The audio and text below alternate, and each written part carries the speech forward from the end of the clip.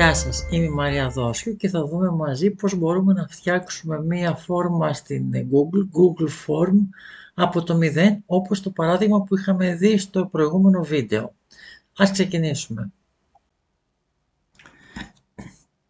Google Form λοιπόν, πάμε να δούμε πώς μπορούμε να ετοιμάσουμε μία φόρμα την οποία θα τη στέλνουμε στον επισκέπτη μας να συμπληρώσει τα στοιχεία που εμείς θα του ζητήσουμε και να την έχουμε ώστε να στέλνουμε το link στον επισκέπτη μετά την κράτηση λίγες μέρες πριν την άφιξή του. Εγώ προσωπικά έτσι κάνω. Η φόρμα αυτή είναι η έτοιμη που την είχαμε δει σε προηγούμενο βίντεο. Κάνουμε ένα πέρασμα για να δούμε κάποια βασικά στοιχεία και μετά θα έχω αριστερά τη φόρμα αυτή και δεξιά θα τη φτιάξουμε από το 0. Αυτή είναι η απλή φόρμα. Λοιπόν, εδώ που λέει οι ερωτήσεις, είναι οι ερωτήσεις που εμείς θα ζητήσουμε τις απαντήσεις από τον επισκέπτη. Εδώ θα βλέπουμε μετά τις απαντήσεις συνολικά ή μία-μία, θα το δούμε στη συνέχεια. Εδώ είναι κάποιες γενικές ρυθμίσεις που την μοναδική αλλαγή που κάνω είναι να βάλω να μαζεύουμε τις απαντήσεις από εδώ. Ωραία. Εδώ είναι τα χρώματα που χρησιμοποιούμε και τη γραμματοσυρά. Εδώ κάνουμε preview το τι θα δει ο επισκέπτης όταν ολοκληρώσουμε τη φόρμα. Εδώ έχει το undo και το redo και εδώ πώς στέλνουμε το link συνηθίζω εγώ να στέλνω πατώντας αυτό εδώ το κουμπάκι και πατώντας μετά αυτό εδώ το shorten URL. Κάνουμε αντιγραφή από εδώ, επικόλληση στο chat της πλατφόρμας και στέλνετε στον επισκέπτη για να το συμπληρώσει. Το ότι έχουμε φόρμα και στέλνουμε ηλεκτρονικά τα στοιχεία το γράφω εγώ προσωπικά και στο κατάλημα στο listing και με το που γίνει η κράτηση τους ενημερώνω ότι θα τους στείλω μία φόρμα για να συμπληρώσουν τα στοιχεία τους. Από εδώ τι άλλο έχει εδώ, από εδώ μπορούμε να κάνουμε αντίγραφο της φόρμας αυτής για να το έχουμε ως backup, γιατί στην Google όταν κάνουμε κάποια αλλαγή αποθηκεύεται αυτόματα. Το οποίο σημαίνει ότι αν φοβόμαστε ότι θα κάνουμε κάποιο λάθος ή για κάποιον λόγο αν θέλουμε ένα αντίγραφο, κάνουμε από εδώ το αντίγραφο. Εδώ το πετάμε, από εδώ το τυπώνουμε, δεν θα μας χρειαστεί. Αυτά είναι που μας χρειάζονται τα στοιχεία. Πάμε λοιπόν να το δούμε από την αρχή. Όταν κάνουμε preview της φόρμας από εδώ πέρα, βλέπουμε ότι μας ανοίγει σε δεύτερο tab. Για να μην μπερδευόμαστε μέχρι να εξοικειωθούμε με τη φόρμα αυτή, καλό είναι το tab αυτό του preview να το κλείνουμε. Εδώ δεν είναι επεξεργάσιμο. Σε αυτό εδώ είναι επεξεργάσιμο. Άμα πάμε εδώ στο ερωτήσεις, μπορούμε να επεξεργαστούμε το κείμενο. Εδώ που είναι το preview δεν είναι επεξεργάσιμο και δεν μας έχει πίσω το ίδιο το μενού. Οπότε να συνηθίσετε να το κλείνετε αυτό και όταν χρειάζεται να το ξανανοίγετε. Αν για κάποιον λόγο θέλετε να κάνετε preview, ανοίξτε εδώ και κάνετε μετά στο κανονικό μία αλλαγή, ας πούμε εδώ πέρα βάλω εγώ το όνομά μου και γράψω Μαρία, αυτό εδώ. Αν πάτε εδώ στο preview δεν θα το δείτε. Για να το δείτε πρέπει να κάνετε refresh και τώρα θα εμφανιστεί το Μαρία. Αυτός είναι και ο λόγος που λέω ότι πρέπει να κλείνετε το preview, να κάνετε τις αλλαγές εδώ πέρα που θέλετε να κάνετε και όταν χρειάζεται θα ξαναπατάτε το preview. Πάμε λοιπόν να δούμε ένα-ένα τα βήματα. Στην αρχή λοιπόν φτιάχνουμε τη δομή. Στο συγκεκριμένο παράδειγμα η δομή που έχω ετοιμάσει είναι η εξής. Είναι στην αρχή η εικόνα, που θα τη δούμε και στο τέλος, του καταλύματός μας ή μία εικόνα, ό,τι θέλουμε μπορούμε να βάλουμε. Στο δεύτερο κομμάτι είναι ένα γενικό καλωσόρισμα. Στο τρίτο κομμάτι ζητάμε το ονοματεπώνυμο του επισκέπτη. Στο τέταρτο το ID της ταυτότητας του διαβατηρίου. Στο πέμπτο το αφημί αν είναι Έλληνας. Έκτο ότι έλαβε γνώση τους κανόνες του σπιτιού. Έβδομο αν δέχεται να διατηρήσουμε το email και 8ο ευχαριστήριο. Το συγκεκριμένο παράδειγμα είναι έτσι δομημένο. Αυτό τι σημαίνει? Ότι μπορούμε να φτιάξουμε ένα παράδειγμα έτσι ή κάπως έτσι και στην πορεία να το αλλάξουμε. Εγώ βέβαια κάθε φορά που το αλλάζω λιγάκι και το όνομα της φόρμας για να μην το μπερδέψω με το προηγούμενο. Και επίσης κάθε ημερολογιακό έτος αλλάζω τη φόρμα αυτή για να έχω συγκεντρωμένες και τις απαντήσεις από το κάθε έτος χωριστά. Πάμε λοιπόν να ξεκινήσουμε φτιάχνοντας τη δομή. Εδώ έχουμε το παράδειγμα που βλέπαμε μέχρι τώρα. Θα το βάλω αριστερά και μετά θα ανοίξω μια καινούρια φόρμα. Πάμε στο Google Drive. Πηγαίνουμε στο λογαριασμό του διαμερίσματός μας, αν έχουμε ή οπουδήποτε έχουμε. Εγώ έχω δημιουργήσει εδώ πέρα ένα λογαριασμό για την ομάδα που είμαστε.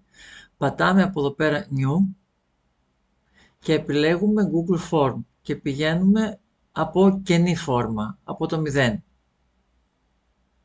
Λοιπόν, μας ανοίγει αυτή η φόρμα.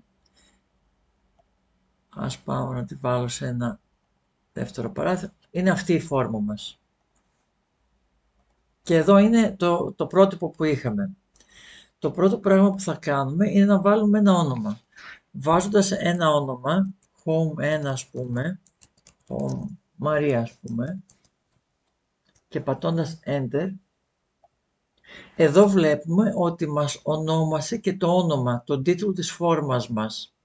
Ενώ στο παράδειγμα βλέπετε να έχουμε διαφορετικό όνομα εδώ στο αρχείο και στο όνομα της φόρμας. Αν λοιπόν εδώ κάνουμε αλλαγές, Γιώργος, άμα βάλω εδώ και πατήσω Enter, αλλάζει και εδώ. Αν όμως πάω και αλλάξω την φόρμα Γιώργος, την κάνω εδώ πέρα Μαρία και πατήσω Enter, δεν θα αλλάξει το όνομα εδώ πέρα. Οπότε, αν θέλουμε μπορούμε να έχουμε το ίδιο όνομα στη φόρμα και στο αρχείο, ή αν θέλουμε μπορούμε να έχουμε διαφορετικό. Θα μπορούσαμε ας πούμε εδώ πέρα να βάλουμε, να το σβήσουμε αυτό και να βάλουμε 2024 Home. Και εδώ πέρα θα μείνει Home Μαρία. Προχωράμε λοιπόν. Όπως είδαμε εδώ πέρα είχαμε ένα κειμενάκι που λέγαμε ευχαριστώ. Μπορούμε να έχουμε ένα έτοιμο κείμενο που να λέμε ότι σας ευχαριστούμε που επιλέξατε το διαμέρισμά μας και ότι θα σας στείλουμε ότι τα στοιχεία αυτά απαιτούνται για προσυμπλήρωση. Οπότε πατώντας εδώ στην περιγραφή μπορούμε να βάλουμε ένα κείμενο και εγώ βάζω και τον χρόνο που χρειάζεται για να συμπληρωθεί. Αν θέλουμε να προσθέσουμε το κείμενο και στα αγγλικά, μπορούμε να το διαχωρίσουμε, εγώ το προτιμώ, για να μην τα γράφουμε δύο φορές σε δύο διαφορετικές φόρμες. Και το γράφουμε αυτό με Enter, το γράφουμε από κάτω. Paste as plain text είναι το προτιμώ. Τώρα, αν θέλουμε να μορφοποιήσουμε το κείμενο αυτό, ας πούμε αυτό εδώ, το σας ευχαριστούμε να το κάνουμε έντονο, με bold στοιχεία, τα επιλέγουμε και πατάμε bold. Από εδώ πέρα με αυτό το εικονίδιο. Αυτά για το εισαγωγικό. Ό,τι άλλο θέλουμε μπορούμε να το γράψουμε. Προχωρώντας, εδώ πέρα μετά θέλουμε να βάλουμε ονοματεπώνυμο, διαβατήριο και αφημί. Εδώ μας δίνεται όποιο πεδίο πατάμε, μας ανοίγει εδώ πέρα και ένα μπλε που είναι το επεξεργάσιμο από δίπλα. Από εδώ έχουμε κάποιες επιλογές.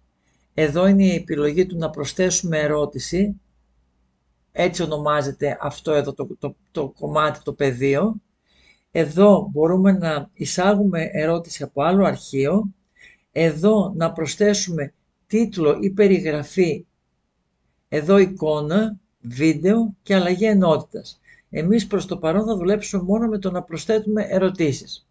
Εφόσον είμαστε λοιπόν σε αυτή την ερώτηση, αν θέλουμε να προσθέσουμε και άλλη ερώτηση, πατάμε εδώ και μας προσθέτει ακόμη μια ερώτηση.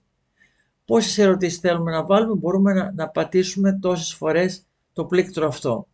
Πάμε τώρα στην πρώτη την ερώτηση. Στην πρώτη την ερώτηση θέλει να βάλουμε κάποιον τίτλο, πώς θα τιτλοφορείται αυτό.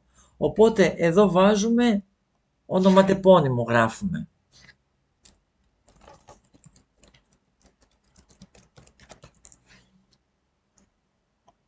Και αν θέλουμε να το γράψουμε και στα αγγλικά, βάζουμε first and last name. Αν θέλουμε ελληνικά και αγγλικά. Τώρα, για να είναι εδώ πέρα, να είναι η εγγραφή τους απαραίτητη, που θέλουμε να είναι απαραίτητη, πατάμε αυτό ώστε να το συμπληρώσουν οπωσδήποτε. Από εδώ επιλέγουμε τι θέλουμε από αυτές τις επιλογές. Στην προκειμένη περίπτωση, για να μην μπερδευόμαστε από την αρχή, θέλουμε σύντομη απάντηση. Είναι με λίγα στοιχεία, νομίζω είναι μέχρι 150. Οπότε επιλέγουμε αυτό και είμαστε OK. Πάμε στο επόμενο. Πατάμε στο επόμενο. Βάζουμε εδώ πέρα ότι θέλουμε, ας πούμε, να συμπληρώσουν το όνομα και το ID της ταυτότητας ή του διαβατηρίου. Εγώ συνηθίζω να βάζω και αρρύθμιση στις ερωτήσεις μου, οπότε εδώ πέρα το ξέχασα. Πάμε εδώ, πάμε εδώ. Εδώ επίσης, επειδή οι αλλοδαποί έχουν διαφορετικό τύπο με το πώς γράφονται οι αριθμοί οι κωδικοί των ταυτοτήτων ή των διαβατηρίων, γι' αυτό πάλι επιλέγω εδώ πέρα το σύντομη απάντηση και επίσης επιλέγουμε να απαιτείται η συμπλήρωσή του. Με το που βάζουμε απαιτείται προστίθεται και αυτός εδώ ο αστερίσκος, όπως θα συμπληρωθεί και εδώ. Αυτό τώρα είναι για τους αλλοδαπούς. Πάμε τώρα να βάλουμε στο επόμενο για τον Έλληνα.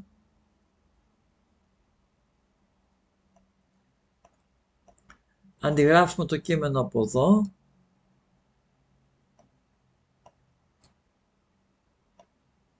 Το βάζουμε. Τώρα, εδώ επιλέγουμε να είναι πάλι σύντομη απάντηση, αλλά έχουμε το περιθώριο να προσδιορίσουμε, εφόσον ξέρουμε ότι το αφημί είναι 9 ψηφία, μπορούμε να προσδιορίσουμε και εκτός του ότι θα βάλουμε ότι απαιτείται, εδώ, μπορούμε να βάλουμε και πότε να είναι αποδεκτό αυτό. Δηλαδή να πατήσουμε ότι για να είναι αποδεκτό πρέπει να είναι συγκεκριμένα, να βάλουμε έναν περιορισμό. Αυτό θα το αντιγράψετε έτσι όπως το επιλέγω τώρα εγώ. Regular expression, matches, και εδώ πέρα θα βάλουμε το συγκεκριμένο τύπο από το 0 μέχρι το 9, ότι μπορεί να είναι τα ψηφία, και επίσης να έχει 9 ψηφία. Ωραία. Είναι λοιπόν απαιτούμενο, απαιτείται, το βάλαμε και αυτό.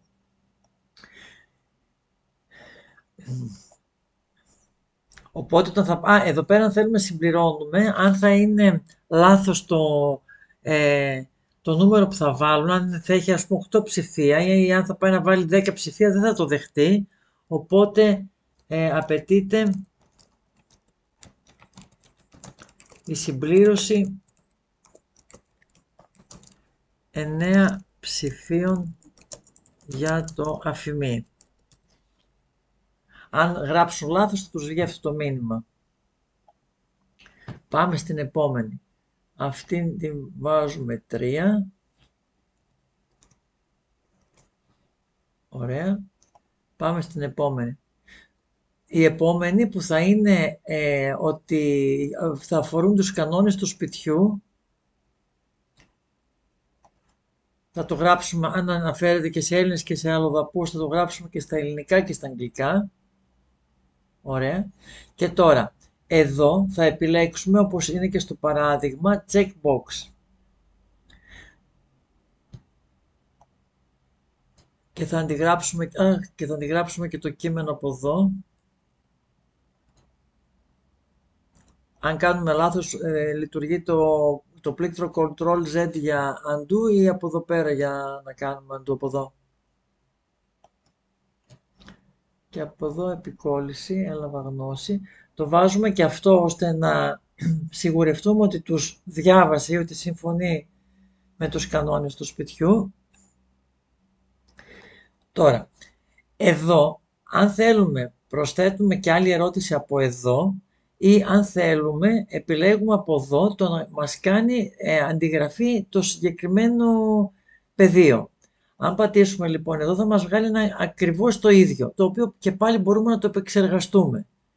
Αυτά είπαμε θα τα γράφουμε και στα ελληνικά και στα αγγλικά αν θέλουμε να είναι το ίδιο. Μπορούμε να ετοιμάσουμε μία φόρμα για τους Έλληνες, μία για τους αλλοδαπούς για να στέλνουμε και να έχουμε πλήρως διαχωρισμένα τα στοιχεία τους. Εδώ λοιπόν πάμε και το αντιγράφουμε αυτό. Ωραία. Τώρα, εδώ δεν θα επιλέξουμε checkbox που θα θέλουμε αυτό να είναι υποχρεωτικό και να είναι ένα κενό, γιατί μπορεί να θέλει είτε να συμφωνήσει είτε να μην συμφωνήσει. Οπότε εδώ επιλέγουμε το multiple choice, όχι multiple choice grid. Εδώ αυτό. Οπότε γράφουμε ότι συμφωνώ, αυτό εδώ, το παίρνουμε και το συμπληρώνουμε εδώ. Και εδώ αυτό θα είναι σε μια σειρά, ενώ αυτό θα είναι σε δύο στήλες, αν συμφωνεί ή αν διαφωνεί. Θα το δούμε τώρα και στο preview. Από εδώ όλα αυτά τα στοιχεία μπορείτε να τα κάνετε copy-paste. Ωραία. Και αυτό υποχρεωτικό το πήρε από το προηγούμενο το πεδίο που το είχαμε υποχρεωτικό. Ωραία, πάμε εδώ. Να το μπήκε και εδώ πέρα ο αστερίσκος. Οπότε πάμε τώρα να δούμε πώς φαίνεται.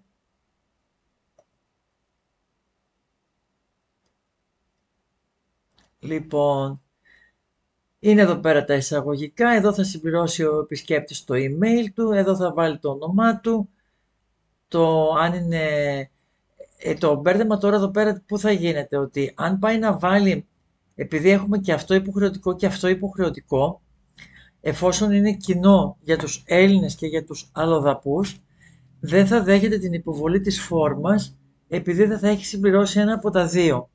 Οπότε δύο είναι οι επιλογές. Ή θα κάνουμε χωριστή φόρμα, ή θα πρέπει να χρησιμοποιήσουμε μία λίγο πιο σύνθετη, διαχωρίζοντας από τις πρώτες ερωτήσεις τους Έλληνες από τους αλλοδαπούς.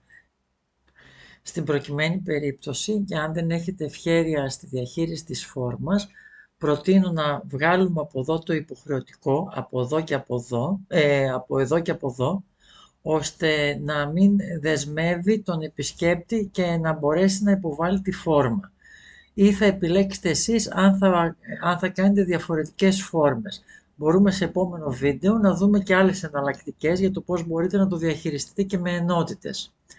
Οπότε πάμε τώρα να δούμε. Εδώ πέρα κρατάμε το preview της φόρμας και εδώ κρατάμε το πώς τη φτιάχνουμε. Λοιπόν, πάμε από την αρχή. Εδώ είναι το ευχαριστήριο το αρχικό, εδώ είναι το ονοματεπώνυμο που θα συμπληρώσει. Εδώ λοιπόν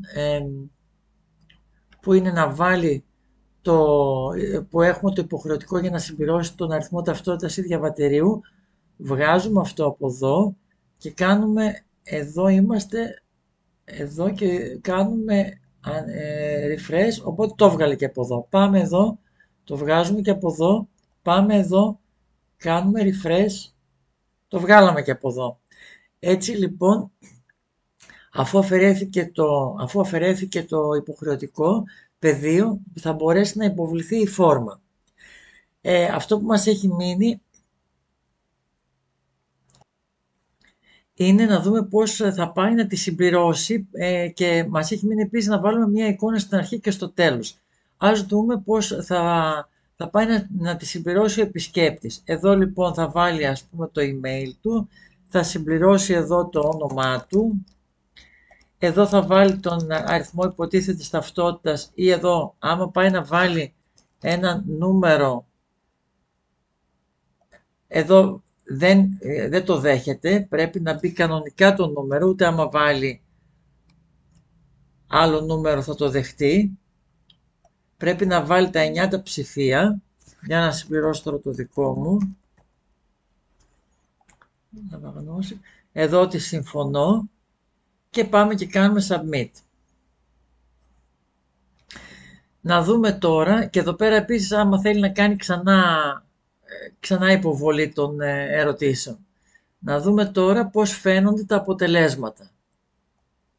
Εδώ πέρα μας εμφάνισε απευθείας στην καρτέλα των απαντήσεων, μας εμφάνισε τις απαντήσεις. Οπότε πάμε εδώ στις απαντήσεις και βλέπουμε ότι ο επισκέπτης μας έχει αυτό το email, αυτό το ονοματεπώνυμο, αυτόν τον αριθμό διαβατηρίου που θα μπορούσαμε εδώ ίσως να βάλουμε μια σημείωση για τους Έλληνες και εδώ μια σημείωση για τους αλλοδαπούς, ότι οι Έλληνες ότι δεν χρειάζεται να συμπληρώσουν εδώ, οι αλλοδαποί ότι δεν χρειάζεται να συμπληρώσουν εδώ εφόσον βγάλαμε το υποχρεωτικό πεδίο.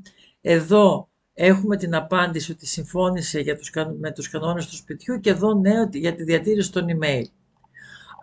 Αυτές τις απαντήσεις τώρα μπορούμε να τις δούμε και στο Google Sheet, εδώ, ανοίγοντάς το αρχείο, το οποίο θα το δούμε σε επόμενο βίντεο. Αυτό ήταν το πρώτο επίπεδο και να δούμε επίσης πώς συμπληρώνουμε την εικόνα. Θα το δούμε και αυτό σε ένα επόμενο βίντεο καλύτερα, για το πώς θα βάλουμε την εικόνα.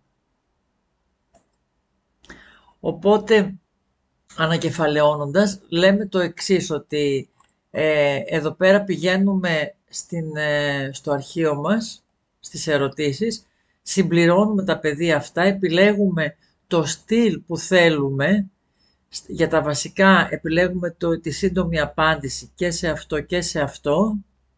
Εδώ επιλέγουμε επίσης τη σύντομη απάντηση και στο αφημί. Στους κανόνες του σπιτιού επιλέγουμε το checkbox για να αποδειχθεί είναι μία η επιλογή που μπορεί να κάνει και στη διατήρηση του email βάλαμε το multiple choice grid. Αυτά είναι τόσο απλά και στο επόμενο θα δούμε πώς θα βάλουμε και την εικόνα για να μην μεγαλώσει πάρα πολύ το βίντεο. Αυτή είναι η βασική μορφή μιας απλής φόρμας που μπορούμε να στείλουμε, την οποία τη στέλνουμε όπως είπαμε από εδώ, κάνουμε από εδώ πατάμε και το shorten, πατάμε copy και το στέλνουμε μετά στον επισκέπτη. Αυτά είναι τα βασικά στοιχεία για την δημιουργία μιας απλής φόρμας.